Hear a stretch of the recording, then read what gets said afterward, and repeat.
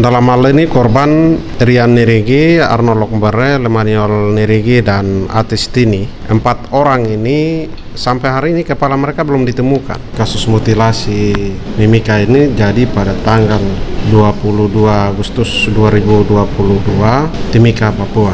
Ketika 22 terjadi pembunuhan, penembakan, dan sekaligus mutilasi dan menghilangkan jejak. Tanggal 26 ketemu mayatnya di Lokbon, kemudian tanggal 31 Agustus DPR Papua sudah ada di Timika sebagai fungsi kontrol dan fungsi pengawasan dalam rangka mengawal, kemudian mengawasi dan mengawal kasus ini sampai dengan selesai. Dalam hal ini Pansus DPR Papua tidak hanya tinggal diam. DPR Papua telah melakukan beberapa upaya mitigasi dan sifatnya non litigasi, sudah melakukan mulai dari awal 31 Agustus, dan sejak itu kita sudah mengawal kasus ini dan sampai mulai dari rekonstruksi sampai dengan proses hukum hari ini. Terakhir tercatat 12 Desember 2022 melakukan sidang perdana di Mahkamah Militer Jayapura. Selama perjalanan kerja ini,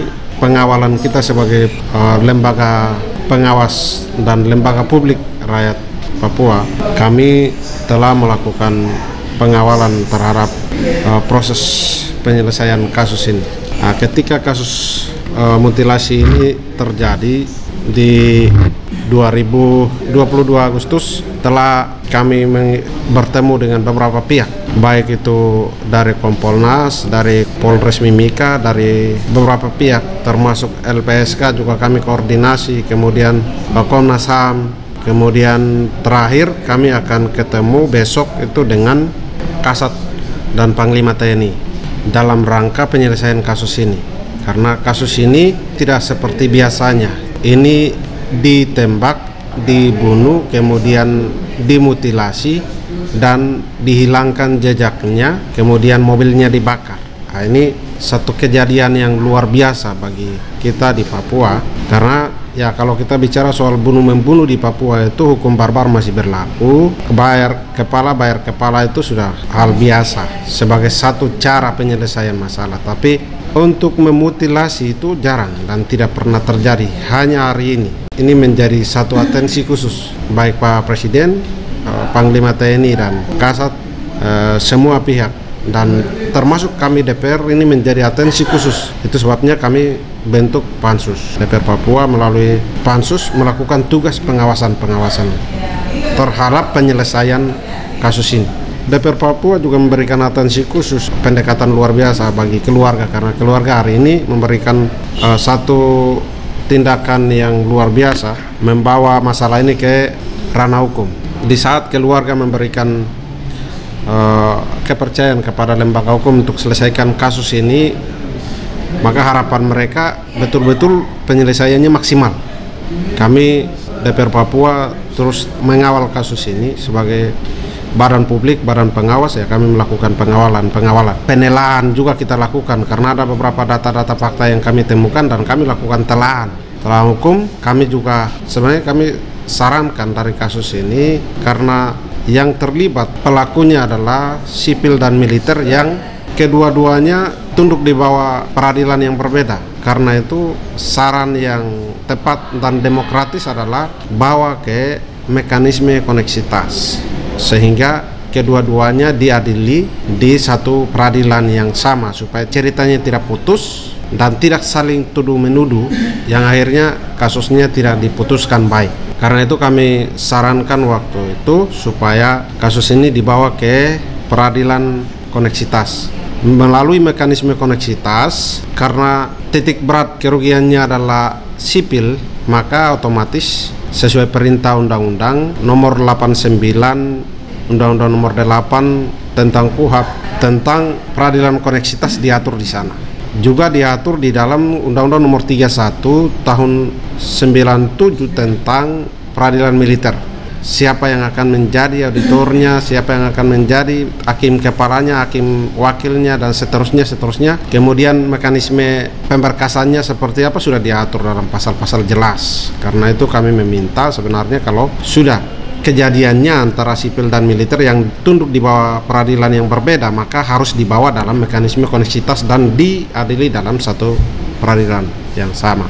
Karena ada pasal yang menyebutkan bahwa ketika titik korbannya adalah sipil, titik kerugiannya adalah sipil, maka diadili di mekanisme peradilan umum. Tetapi jika titik korbannya adalah militer, maka diadili di peradilan militer. Nah, itu sudah jelas. Karena itu saran kami selalu menyampaikan bahwa baiknya bawa ke mekanisme koneksitas. Nah, itu saran dari DPR Papua waktu itu. Yang berikut adalah kami melihat mekanisme peradilannya sudah jalan. Artinya persidangannya sudah jalan. Persidangan pertama tanggal 12, kemudian tanggal 13 itu dilanjutkan dengan mendengarkan saksi. Dari keterangan saksi kami melihat para saksi yang juga adalah pelaku saling melempar tanggung jawab, saling melempar tuduh menuduh. Ini yang terjadi. Karena itu kami berharap auditor dan terutama para hakim melihat ini secara baik, karena kami sudah ikuti. Karena persidangan terbuka, kami sudah mengikuti semua, dan kami melihat ada fakta-fakta lain yang terungkap di dalam persidangan. Misalnya keberadaan kepala. Keberadaan kepala itu dalam olah TKP itu lain. Kemudian laporan pihak kepolisian lain. Tetapi ketika di dalam fakta persidangan menyebutkan lain. Di tempat mutilasi itu hanya turun badan saja, kepalanya tanpa kepala. Artinya dari tempat TKP awal ke tempat mutilasi di tengah-tengah itu terjadi di mana? Nah, ini perlu didalami keberadaan kepala, karena kami orang Papua dari seluruh tubuh yang mahal itu kepala. Nah, dalam fakta persidangan keempat-empatnya tanpa kepala diturunkan dari mobil. Kejadian jam 10, kemudian dimutilasi itu jam-jam sekitar jam 2. Dari jam 10 ke jam 2 ada renggang waktu sekitar 2-3 jam. Itu mayat dari para korban ini ada di mana, kemudian dimutilasi di mana, kepala sekarang di mana. Nah, ini perlu melakukan pendalaman. Itu bagian fungsi pengawasan kita yang kita lihat ada janggal di sana. Pansus DPR Papua berharap ada keterbukaan terhadap informasi itu. Ada banyak perbedaan juga yang muncul dalam para saksi menyampaikan banyak perbedaan, dan itu sudah menjadi catatan auditor untuk terus mempresur, menggali dan menggali, sehingga betul-betul menemukan informasi sesuai dengan fakta lapangan, sehingga putusan sesuai dengan fakta dan dikenakan para pelaku ini sesuai dengan perannya masing-masing, tugasnya masing-masing, sehingga betul-betul ada efek jera yang ketika diputuskan ada keadilan bagi keluarga korban. Nah, ini yang kami dorong selama ini, supaya ketika diputuskan selesai perkara, karena keluarga sudah memberikan kepercayaan penuh kepada proses hukum. Karena itu betul-betul kami kawal secara baik dan secara bertanggung jawab, sehingga kasus ini ketika diputuskan tidak ada lagi masalah, habis perkara. Ketika keluarga merasa ada keadilan, disitulah akan tercipta kedamaian. Karena itu ketika mereka tidak merasa adil dan mereka bisa saja mencari keadilan sendiri, itu tidak bagus. Nanti akan menuju kepada hal-hal yang kita tidak inginkan bersama. Karena itu kita menjaga. Untuk menjaga itu ya upaya kita sambil mengawasi, kita melakukan upaya-upaya mitigasi. Dalam konteks non litigasi ini kami lakukan supaya ada kedamaian, ada upaya-upaya, kemudian ada putusan yang betul-betul adil, dan di sana kita melihat satu kedamaian. Kita mengharapkan satu kedamaian, satu keadilan yang betul-betul utuh. Hari ini kami ingin melihat niat baik dari lembaga negara, terutama lebih khusus penegak hukum, memutuskan dan mendorong kasus ini, karena kasus ini dalam kronologisnya itu banyak pandangan berbeda. Ada motif jual beli, ada motif pencurian, ada motif balas dendam. Ini motif-motif yang liar, sehingga dalam persidangan, fakta persidangan betul-betul harus membuktikan satu motif yang sesuai dengan data fakta, sehingga kasus ini betul-betul digali titik inti dari motif kejadian ini. Dalam rangka proses penyelesaian kasus ini, memang dari awal di militer pasalnya terbalik dari awal, kasus pencurian disertai pembunuhan, tapi kemudian akhirnya terbalik, sudah kembali ke 340 kasus pembunuhan berencana. Karena itu satu apresiasi DPR Papua untuk seluruh penegak hukum. Pasalnya sudah ditentukan sesuai fakta, karena kami DPR Papua mengawali kasus ini sejak awal. Karena itu kita tahu benar kasus ini seperti apa. Karena itu kasus ini memang benar-benar sebuah kejadian yang direncanakan, pembunuhan berencana. Dilakukan pertemuan berulang-ulang untuk melakukan pembunuhan sampai dengan mutilasi. Nah, sebelum kejadian melakukan pertemuan, persiapan, siapa yang akan lakukan ini, itu segala macam sudah diatur.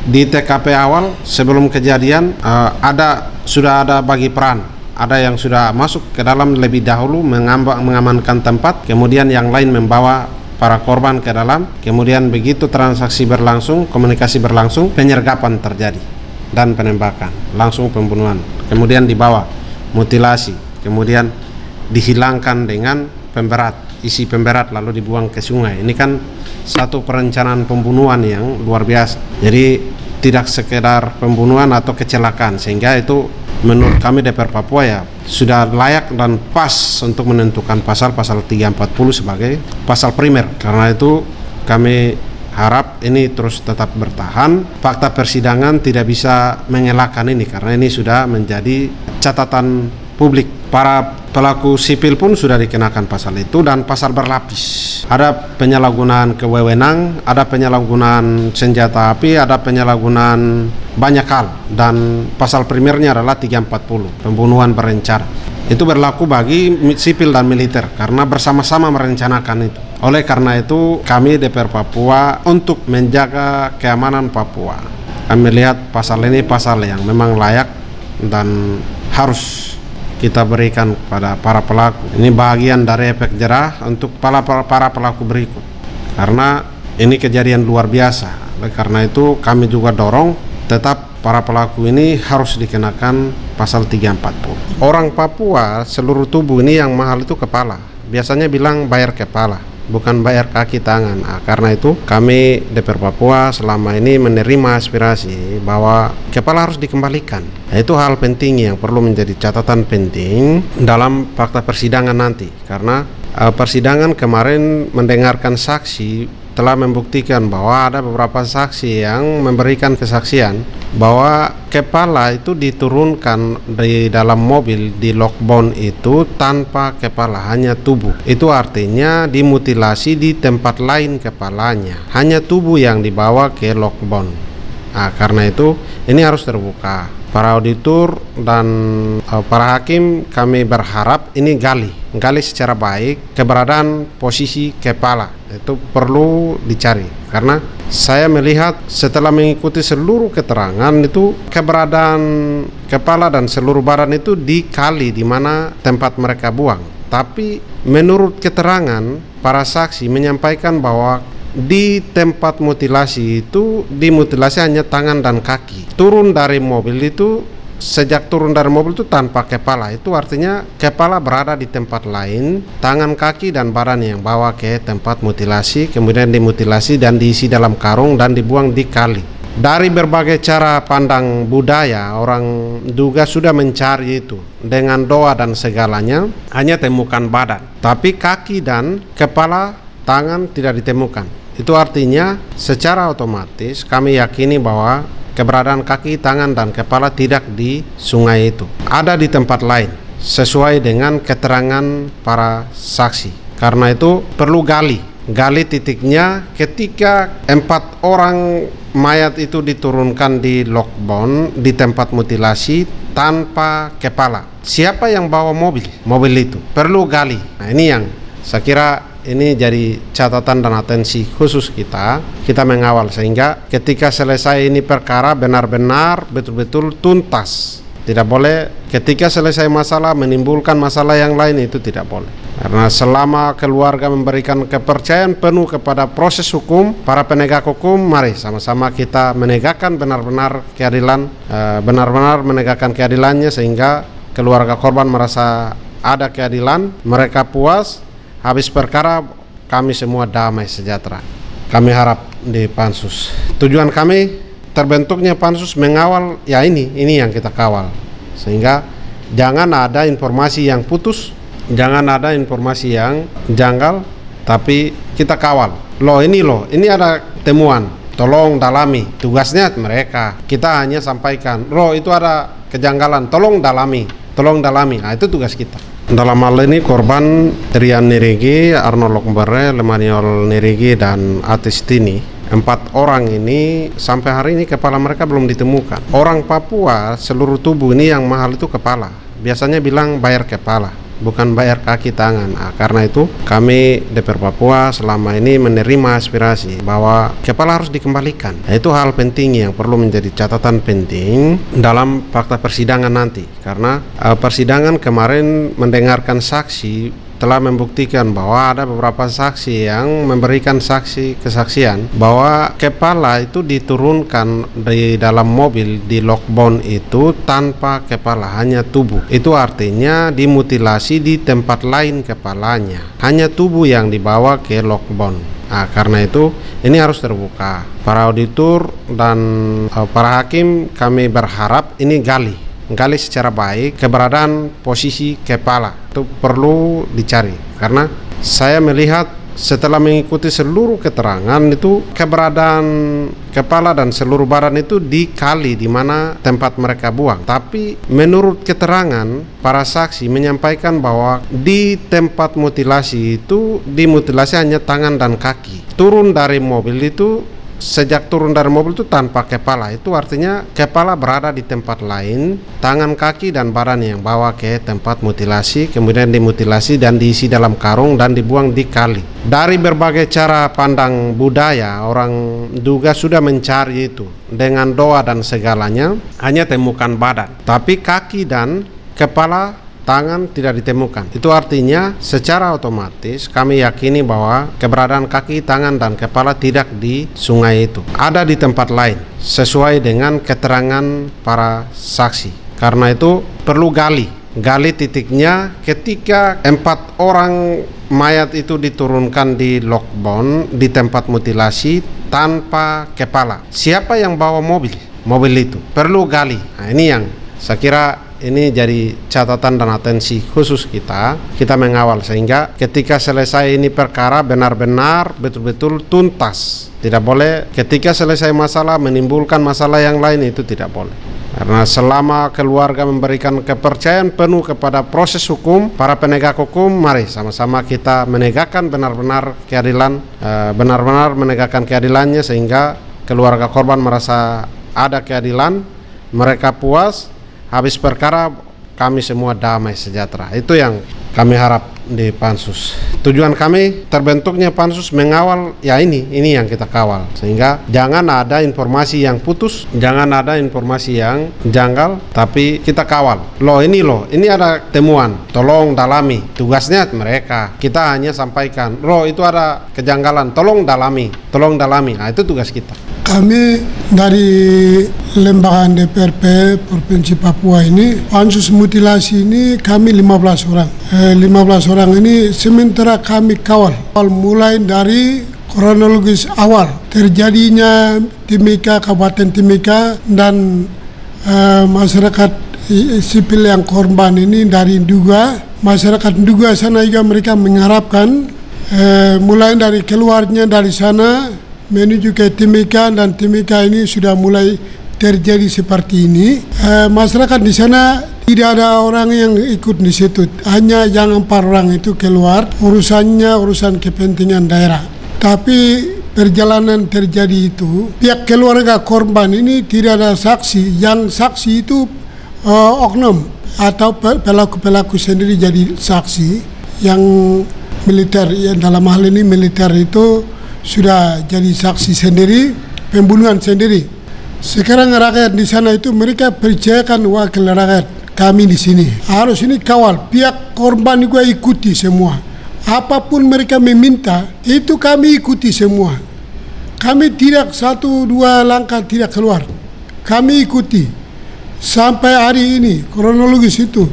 Jangan kekurangan itu harus kalau masyarakat sipil maupun yang aktif militer ini jangan ini begini tidak ada, harus bukan diri transparan supaya perdamaian itu lebih penting. Perdamaian itu harus lebih penting dan bukan diri. Dan juga kami namanya orang ya pihak korban dan suku kecil orang Duga itu, mereka itu hitungan kepala. Jadi kepala pihak 4 orang yang korban ini, yang korban kepala ini harus tidak boleh putar-putar. Itu pun harus ditundukkan kemana kepala mereka ini. Di dalam sidang ini harus itu yang bicara. Kami menunggu kepala itu kasih tunduk dulu.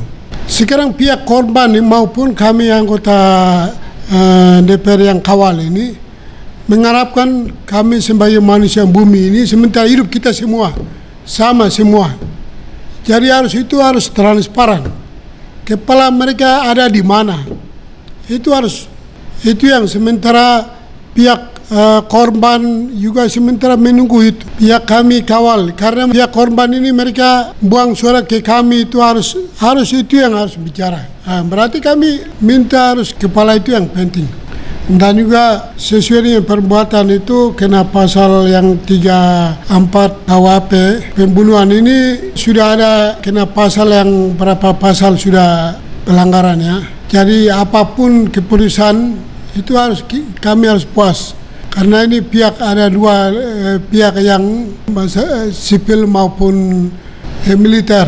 Jadi harus dua-dua ini harus sama-sama harus menerima sesuai dengan apa yang perbuatan ini harus menerima. Dan itu pun harus terbuka supaya Papua ini harus, masyarakat Papua ini lebih khusus orang Duga, tapi harus orang Papua itu rasanya kenapa kami orang Papua itu jadinya seperti begini. Ini seperti itu kurang bagus. Kalau orang bilang Papua berarti orang Papua itu selalu kena rasa. Jadi masalah ini harus kami juga minta dari lembaga DPR ini, minta harus pelaku-pelaku itu harus keberadaan kepala ini harus transparan. Supaya itulah kami ambil ada kekurangan ada berapa poin itu kami minta harus lengkap supaya kita sama-sama puas. Dan masalah ini mungkin kalau itu semua transparan, masalah ini mungkin sudah selesai. Seperti itu.